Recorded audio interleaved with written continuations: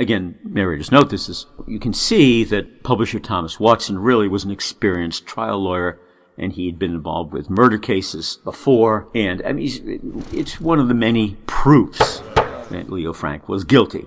Leo Frank says he was in his office the whole time, and he's not aware that Monteen Stover has testified to the police that, no, I was there, and the office was empty. I was looking around. Where's Mr. Frank?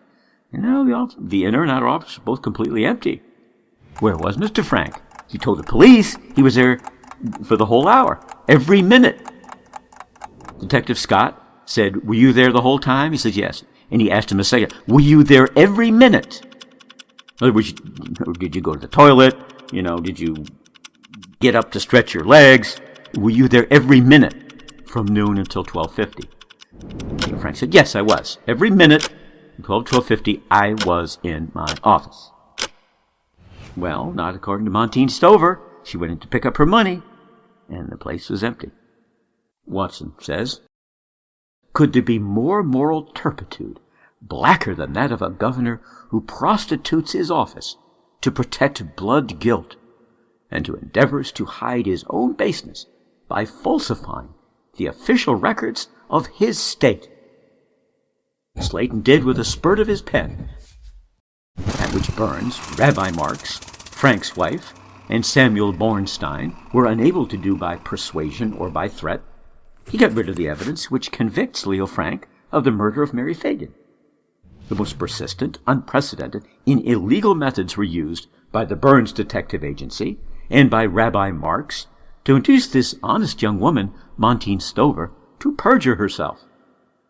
Narrators note to perjure means to lie on the witness stand, to give false testimony under oath. You swear to tell the truth, the whole truth, and nothing but the truth, and then you lie after saying that, and that is called perjury. Back to Watson. But these outrageous efforts were foiled by the old-fashioned honesty of this poor daughter of the working class.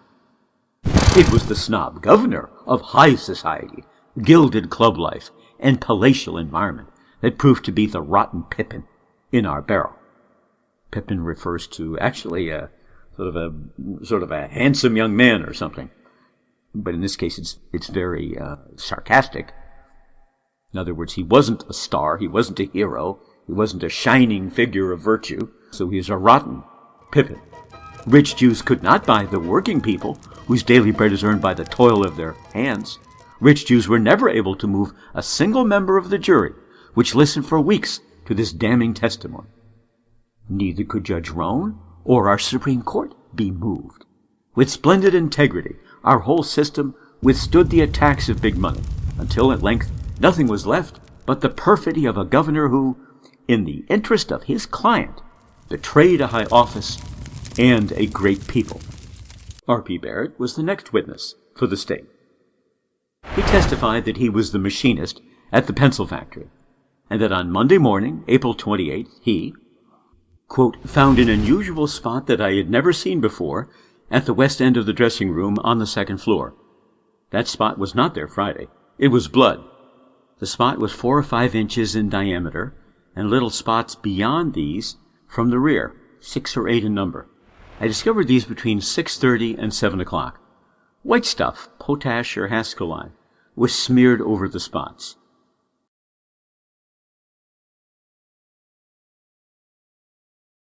I found some hair on the handle of a bench lathe. The handle was in the shape of an L. The hair was hanging on the handle, swinging down.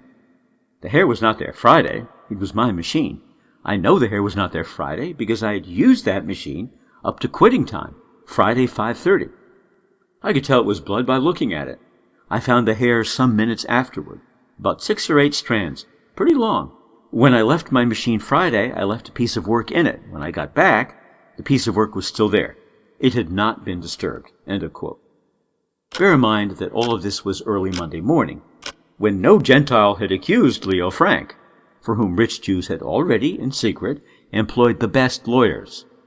When the rascally Burns got into the case, an effort was made to bribe this machinist, but he refused to sell out. Narrator's note, this is yet another example of the profound and sincere convictions publisher Thomas Watson, who had been a congressman fighting for working class people, showed that he cared for and admired the people who toil with their hands in the factories and in the farms and drove the streetcars and were janitors and did the vital work that the common folks do. He was also the vice presidential candidate of the Populist Party, and he always had a great heart for the common people. He's emphasizing that it was the rich country club types that were in many cases, taking bribes and selling out. And that it was many of the working class people who refused to take bribes, who resisted pressure, and who got up and courageously told the truth on the witness stand. Jews, or by sold-out authors married to Jews, such as Steve Oney, O-N-E-Y, are just about infinite. Oney and Jewish author Albert Lindemann both claim Frank was a mere 5'6" tall, thus making him tower over the 4'11" Mary Phagan. But Frank's own application for a U.S. passport shows clearly that the black-haired, black-eyed Frank, that's what it states on his application, black hair and black eyes, stood 5'8" tall, 9 inches taller than his female child victim. And you can see at archive.org/details/Cornell Senior Class Book 1906, pages 344 and 345, it has Leo Frank listed as 5'8" and 145 pounds.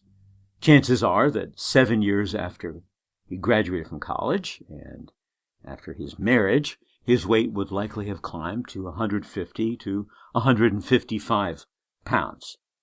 The description of Leo Frank in this class book from Cornell University says, Leo Max Frank hails from sleepy Brooklyn, famed for graveyards, breweries, and baby carriages. Blossoming in the cotton fields of Texas and finding Southern life too easy, he migrated to New York's slumberland. The far-fainted beauty of Ithaca's scenery induced him to choose Cornell as his alma mater. His genius found expression in three-phase generators and foundry work, where he soon gained the reputation of being the champion hot air artist of the university, by his happy faculty of talking all day and saying nothing. His services as a debating coach for the Congress debate team have made him a fame hard to equal.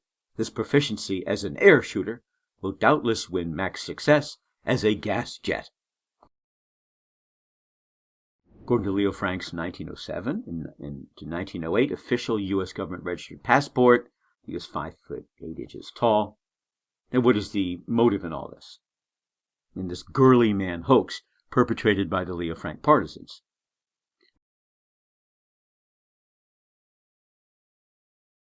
The Jewish-American Leo Frank partisan authors, such as Albert Lindemann and the author married to a Jewess, Steve Oney, alleged Leo Frank in 1913 was 5'6", and Steve Oney claims Leo Frank was 130 pounds, making him, the weight of a boy, really a teenage boy, a thin teenage boy. In 1913, however, Leo Frank was 5'8", and likely weighed 150 to 160 pounds. Given what we know about human weight gain after college and marriage, as recorded statistically over the last 100 years from medical records. Men marry and get older, they gain weight. The intention of falsifying Leo Frank's height and weight by Leo Frank partisans is to make Leo Frank seem smaller than he really was in real life back in 1913, and thus make it less likely he could have attacked and overpowered Mary Phagan, who was a mere 4'11" and 115 to 120 pounds. But a 29-year-old man at 5'8" and weighing 150 to 160 pounds could easily overpower a 4'11", 13-year-old girl weighing 115 to 120 pounds. The ultimate intention of the Leo Frank girly man hoax is to make it seem as if the murder was more likely to have been done by Jim Conley, the, quote, low, squat, thickly built Negro, unquote, what the lawyers and the Jewish newspapers kept saying about Jim Conley. Like he was just a bundle of muscle, whereas Leo Frank was just sort of a Woody Allen type nerd who couldn't even successfully attack a little girl. So you can see again and again constant, deliberate ignoring of the evidence, hiding of the evidence, and lies. In fact, Leo Frank's defenders have waged a disinformation campaign over the last several generations concerning the Leo Frank case has amounted to a social and political culture war for more than a century, first beginning in 1913. With respect to Leo Frank's hobbies included chess, amateur landscape photography, with a number of surviving photos taken from different parts of Central Europe, Germany, Austria, and Switzerland. Leo Frank played basketball and tennis on his college class team for 4 years. He was a debating team member for 4 years, attained the rank of debate team coach, and Cornell Congress debating team coach. Leo Frank was a gregarious athlete and scholar, which in most people's minds makes it much harder to believe he would commit such a grisly murder on Saturday, April 26, 1913, in Atlanta. Leo Frank was slightly blind in his left eye, which is out of orbit laterally to the 2 o'clock position. Leo Frank was a left-handed Renaissance man, active in many social and philanthropic organizations. It seems completely unlikely that he would lure a 13-year-old girl to the back room of a shuttered factory and use her temporarily laid-off status to help in sexual coercion, but he confessed indirectly 3 times to doing it by what he stated in his testimony. When Mary Phagan refused Leo Frank's advances on that Saturday, it would be the last time that she would refuse him. After 1 calendar year of Leo Frank's sexual innuendos and harassment slowly evolved into a frustrated form of infatuation, the obsession came to a deadly conclusion as Phagan's head slammed backward on the solid iron handle of a bench lathe in the metal room, causing her to crumple unconsciously to the floor. Leo Frank dragged her to the front of the metal room bathroom area and cut open her frilly and feminine lavender dress from the fringe bottom to the crotch area. Lifting up her dress, he then pinched and cut open her bloomers across the crotch. Leo Frank undoubtedly frenetically unbuckled his pants, pulled down his underwear, and obviously must have raped Mary Phagan while she was unconscious from having been struck, and then falling backwards against the iron lathe handle, which tore her scalp to the bone, and of course she collapsed. She fainted. As she began to wake up and cry, and hold her hand over the black and blue eye she had been given, Leo Frank realized he had only one permutation in this equation, given what the race riots of 1906, 7 years prior, had revealed about the Southern tradition of castrating and lynching rapists. So Leo Frank got up. He didn't want that to happen to him. Snatched a 7-inch pre-looped rope hanging from a nail on the wall, placed it around Mary Phagan's neck, and fist flexed until his knuckles turned white. Leo Frank strangled to death little 13-year-old Mary Phagan. He was born in 1899, died in 1913, at around 12:07 p.m. in the bathroom of the metal room on the 2nd floor of the National Pencil Factory on South Forsyth Street in Atlanta, Georgia. When Mary Phagan was found dumped in the basement, she was soaked in her own blood and urine, because people who are strangled tend to lose control of their bladder. Horrifying. And all this is found in the Leo Frank case, Georgia Supreme Court case records, 1,800 pages, and it's going back now to Watson's article. The state's next witness, Mel Stanford, had been working for Frank for 2 years. He testified that he swept up the whole floor in the metal room on Friday, April 25th. Quote, "I moved everything and swept everything. I swept under Mary's and Barrett's machines. On Monday thereafter, I found a spot that had some white Haskell-line over it on the 2nd floor near the dressing room. It wasn't there Friday when I swept. The spot looked to me like it was blood with dark spots scattered around." End of quote. The extreme importance of the evidence of Barrett and Stanford is that the hair and the spots were not there on Friday. As Barrett's hands had been turning his machine handle at 5:30 on Friday evening, the tress of woman's hair could not have been on it then. How came it there after the men and girls quit work Friday? And whose was it if not Mary Phagan's? As Stanford swept the floor Friday, the blood spots could not have been there then, for his small broom would certainly have swept the white powder. Mrs. George W. Jefferson testified that she worked at the pencil factory and that on Monday, quote, "We saw blood on the 2nd floor in front of the girls' dressing room. It was about as big as a fan, and something white was over it. I didn't see it there Friday. I had been working there 5 years. The spot I saw was not one of the paints. The white stuff did not hide the red. You could see it plainly. Unquote. R.B. Hazlitt testified that on Monday morning he and Mr. Black went out to Mr. Frank's house to request him to appear at the station house about 8:30 or 9 o'clock. Mr. Frank was at the station house for 2 or 3 hours. E.F. Holloway, sworn for the state, was the day watchman at the factory. He forgot to lock the elevator on Saturday when he left the factory at 11:45 a.m. Witness admitted that he had previously sworn twice that he left the elevator locked, once in the affidavit he gave to Solicitor Dorsey and again at the coroner's inquest. In other words, Holloway entrapped the state, which had his sworn testimony twice given that he had left the elevator locked at 11:45 Saturday morning. He had not notified him of his change, otherwise the state would not have put him up. Unquote. On cross-examination, Holloway stated that Frank got back from Montague's at about 11 o'clock a.m., that Frank was working on his books in the office, that Corinthia Hall and Emma Clark were coming toward the factory at 11:45 when he, Holloway, was leaving. Watson remarks, remember this, its importance was not apparent to the witness when he swore it. He was doing what he could to help his employer. Narrator's note, in other words, Holloway was trying to help Leo Frank. He had often seen blood spots on the floor, but didn't remember having seen those that Barrett found. Witness had never seen Frank speak to Mary Phagan. Cords like that found on Mary's neck are all over the place. They come on the bundles of slats that are tied around the pencils. Barrett found the blood, hair, and pay envelope. Witness's explanation of the difference between his former testimony about the elevator and that which he was giving at the trial is quite simple and satisfactory. He says that he sawed a plank for the 2 carpenters on the 4th floor and forgot about it. As soon as he remembered that he had sawed the plank, he recollected that he had forgotten to lock the elevator.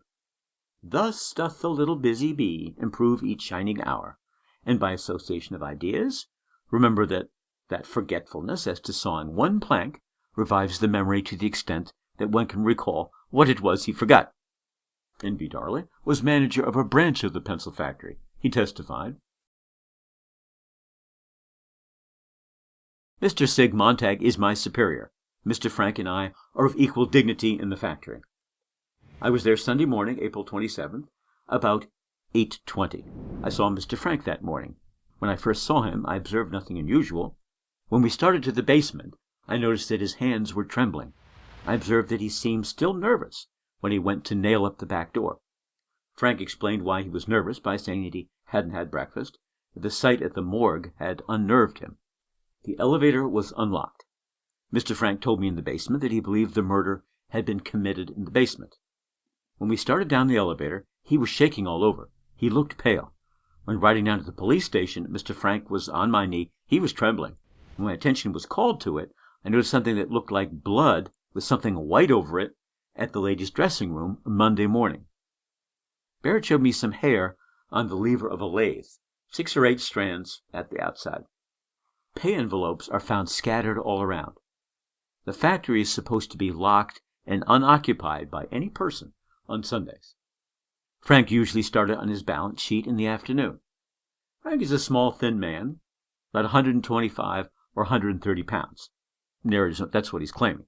Of course, if a person is an athlete and works out and does sports, they're going to be much heavier because they'll have muscle mass, and muscle is much heavier than body fat. It's amazing. You look at some of these bodybuilders. A 5'8" bodybuilder could be 230 pounds. He's not fat at all, but muscle is very heavy.